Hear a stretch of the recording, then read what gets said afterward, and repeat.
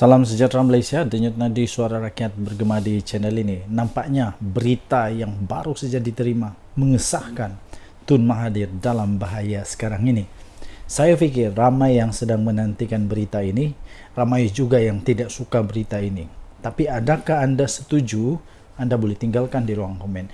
Adakah anda setuju sekiranya harta Mahathir disiasat SPRM?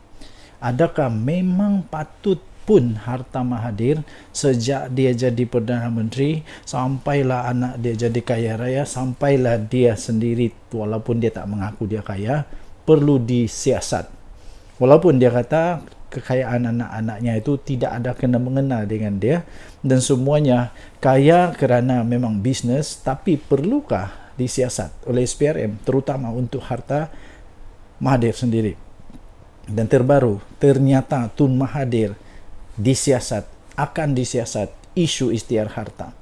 Selama ini dia hanya risau tentang anak-anak dia. Tapi kali ini seperti yang saya sisipkan di sebelah ini, Tun Mahathir akhirnya di antara yang disiasat isu mengisytihar harta itu adalah pengesahan daripada SPRM sendiri. Saya fikir ini akan membuka lebih banyak lagi berita hangat, akan lebih banyak lagi persoalan, tapi sekurang-kurangnya kita tahu kalau isu isytihar harta Tun M ini sudah dijalankan, ia ternyata betul atau tidak, sama ada betulkah Mahathir ini kaya dengan betul atau dia tak kaya atau macam mana, sekurang-kurangnya kita tahu. Pastinya SPRM sudah ada data-datanya sehingga mereka pun mahu supaya Tun Mahathir mengisytihar harta. Jangan pula lepas ni Mahathir pun seperti rakan baiknya juga, Daim Zainuddin, yang akhirnya kantoi tidak isytihar semua harta. Suruhanjaya Pencegahan Rasuah Malaysia SPRM mengesahkan menjalankan siasatan berhubung isu pengisytiharan harta terhadap bekas Perdana Menteri Malaysia Tun Dr. Mahathir Mohamad dan 2 orang anaknya. Jadi sekarang bukan lagi tertumpu hanya kepada 2 orang anaknya sahaja, tapi sekarang isu ini tentang pengisytiharan harta juga melibatkan Mahathir juga. Ketua Pesuruhjaya SPRM sendiri, Tan Sri Azam Baki, berkata pihaknya tidak dapat memberikan maklumat lanjut berikutan kes berkenaan masih lagi dalam siasatan. Jadi apa yang dikatakan oleh Ketua Pesuruhjaya SPRM ini, beliau berkata, saya ingin mengesahkan, ini disahkan ya tuan-tuan dan puan-puan yang dihormati sekalian. Saya pun tidak pasti saya perlu tepuk tangan kah atau apa, tapi ramai yang pasti bertepuk tangan, ramai juga yang tidak suka, ramai juga yang di atas pagar dan sebagainya. Saya ingin menegaskan, mengesahkan, katanya, mengesahkan beliau, iaitu Tun Dr. Mahathir Mohamad adalah yang diantara yang disiasat dalam kes ini, dan kita turut memberi notis kepada kedua-dua anaknya untuk mengisytiharkan harta dalam tempo yang telah dinyatakan mengikut Seksyen 36 Akta Suruhanjaya Pencegahan Rasuah 2009. Tambahnya lagi, saya tak dapat bagi detail maklumat lanjut tentang apa kesalahan yang dilakukan oleh mereka dan sudah ditohmahkan terhadap Tun Mahathir. Katanya biarkanlah penyiasatan berjalan dulu sehingga pada satu ketika difikirkan sesuai, kita akan nyatakan hasil siasatan itu lebih molek lah, katanya.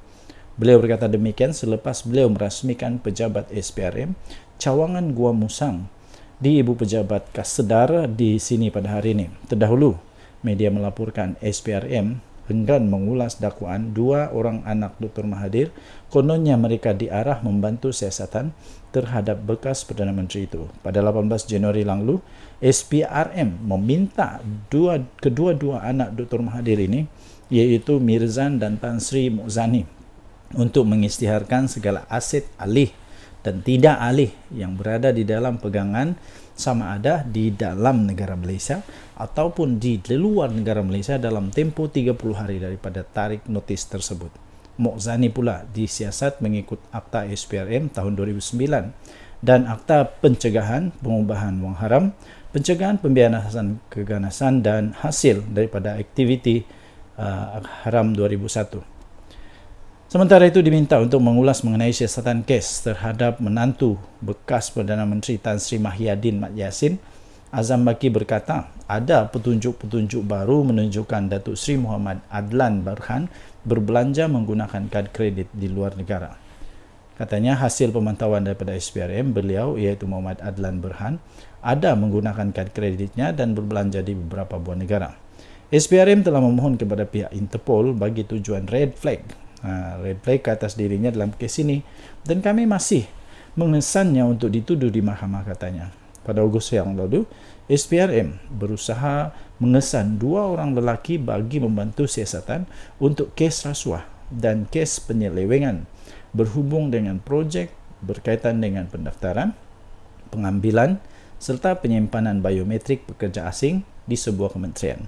Mereka ialah Muhammad Adlan Berhan yang 48 tahun dengan alamat terkininya yang didaftarkan di Sunway Kiara Hill, Desa Seri Hartamas, dan seorang lagi Mansur Saad, 69 tahun, beralamat terakhir di Subang Jaya, Selangor. Denyut Nadi, suara rakyat bergema di channel ini. Jangan lupa untuk tekan butang subscribe, like dan share. Bye-bye. Salam sejahtera Malaysia. Denyut Nadi, suara rakyat bergema di channel ini. Selalu saya pertanyakan kepada tuan-tuan dan puan-puan, apa pendapat anda sekiranya Najib Razak diberikan tahanan rumah? Antara satu pendapat yang telah saya nampak di dalam media sosial atau di berita-berita online adalah daripada Latifah Koyah, yang beliau kata yang saya faham Najib Razak sepatutnya tidak diberikan pun layanan seperti itu, diberikan tahanan di rumah, sebab tidak ada dalam undang-undang negara Malaysia menurut beliau bahawa ada itu tahanan rumah. Jadi apa pendapat anda? Apa pendapat anda tentang tahanan rumah Najib Razak? Jadi terbaru tentang isu tahanan rumah Najib Razak yang sekarang ini memang sampai sekarang masih hangat di pasaran, masih cukup besar. Terbaru kita dapat satu berita tentang isu tahanan rumah Najib Razak. Sebelum kita kongsi perkara ini, saya pun agak hairan juga mengapa isu ini tiba-tiba jadi cukup besar, sehingga ini pun telah pun dipakai sebagai satu senjata, pastinya senjata serang menyerang di antara kerajaan perpaduan dengan pembangkang, termasuklah Sanusi lah. Sanusi pun dah mulai menyibuk sampai dia kena balun, kena sound, kena peringat. Dia kena peringat juga, jangan lupa kamu tu ada kes mahkamah menghasut berkenaan dengan menghasut terhadap Sultan Selangor, sampai macam begitulah. Jadi semua pun mulai sibuk lah. Lepas itu Muhyiddin pun sibuk juga. Ramai lagi lah yang sibuk. Semuanya sibuk. Tapi akhirnya DAP mengeluarkan dia punya pendapat, mengeluarkan dia punya pandangan, dan mengeluarkan pendirian mereka. Dan ini saya respect. Beginilah. DAP menghormati keputusan mahkamah libatkan isu tahanan rumah Najib Razak. Ini 21 April di Sinar Harian. DAP akan menghormati keputusan mahkamah berhubung permohonan bekas Perdana Menteri Datuk Seri Najib Tun Razak untuk menghabiskan baki hukuman penjara 6 tahun sebagai tahanan di rumah. Ketua Wanita DAP iaitu Teo Ni Ching berkata, pihaknya tetap menghormati keputusan mahkamah itu nanti.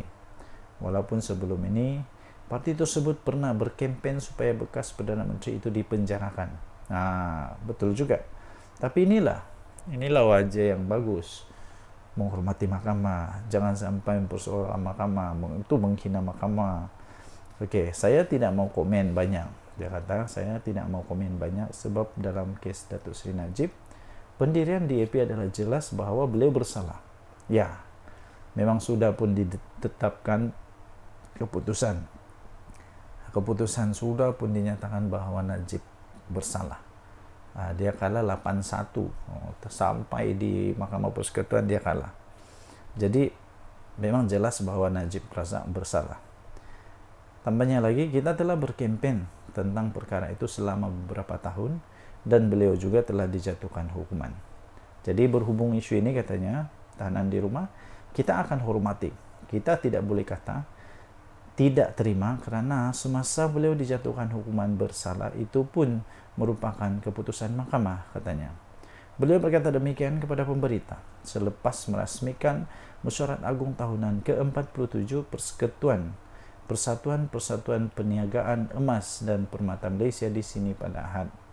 Beliau turut mengulas berhubung permohonan Najib bagi mendapatkan kebenaran semakan kehakiman titah adendum atau tambahan titah Al-Sultan Abdullah di Mahkamah Tinggi Putrajaya pada 1 April yang lalu.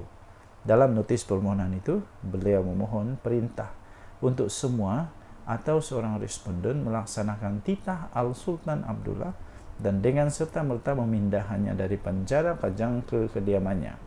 Pada Jumaat, Perdana Menteri Datuk Seri Anwar Ibrahim menegaskan beliau enggan terlibat berhubung isu berkenaan dan memaklumkan itu di bawah bidang kuasa Lembaga Pengampunan Wilayah Persekutuan dan melibatkan Yang di-Pertuan Agong serta Raja-Raja Melayu. Katanya, saya tidak mau terlibat perbincangan soal titah adendum dan sebagainya. Ini bidang kuasa Lembaga Pengampunan dan wewenang sepenuhnya Agung atau Raja-Raja Melayu, ujar Anwar. Denyut Nadi, Suara Rakyat bergema di channel ini. Jangan lupa untuk tekan butang subscribe, like dan share. Malaysia kita punya, cintai Malaysia aku, kita jaga kita. Bye-bye.